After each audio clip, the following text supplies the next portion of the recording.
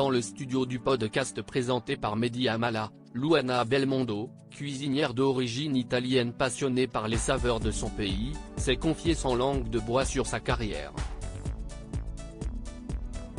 C'est avec beaucoup de recul, de bienveillance et surtout beaucoup d'humour qu'elle a livré des anecdotes croustillantes à propos des goûts des stars préférées des Français. Ainsi, lorsque le présentateur l'a interrogée sur ses hôtes, « Est-ce que tu as déjà eu un invité qui s'est plaint de tes plats ?», la cuisinière a répondu sans détour qu'elle en a eu beaucoup. Par exemple, « J'ai servi une soupe avec des pâtes et des haricots à Charles Aznavour.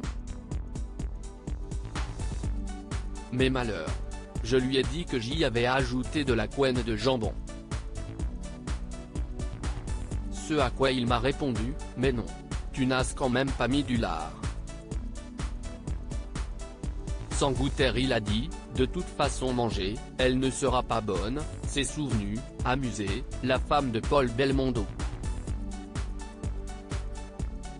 Cependant, l'une de ses invitées les plus hostiles a sans doute été la chanteuse Amanda Lear, elle m'a massacré. Elle a dit que c'était vraiment dégueulasse et on était en direct à la télévision, s'est remémorée la cuisinière en éclatant de rire. Supérieure à Luana Belmondo gaga de son petit-fils, ce cliché qui va vous faire fondre entrepreneuse multicasquette. Il n'est jamais trop tard pour débuter une carrière.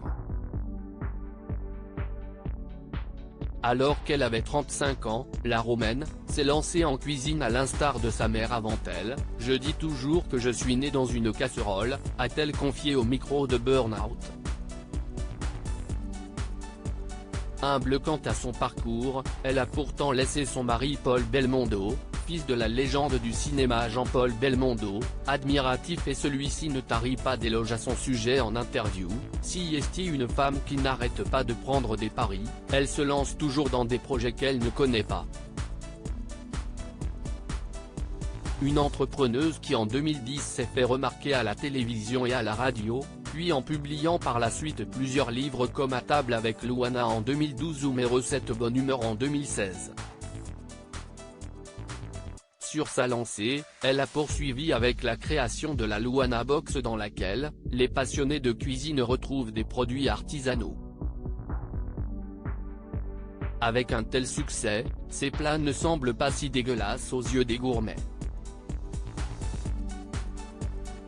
Article écrit en collaboration avec 6 Médias. Crédit photo, Cédric Perrin.